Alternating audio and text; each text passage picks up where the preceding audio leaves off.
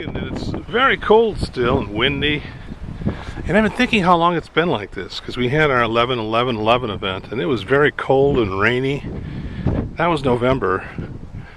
We're having a genuine new ice age of some kind. I'm at the trail at Great Spirits, above Great Spirits Ranch here, heading for a beautiful meditation spot built by a wonderful woman named Tina Costali, who goes by the spiritual name of Athena Starseed. Let's catch up to her.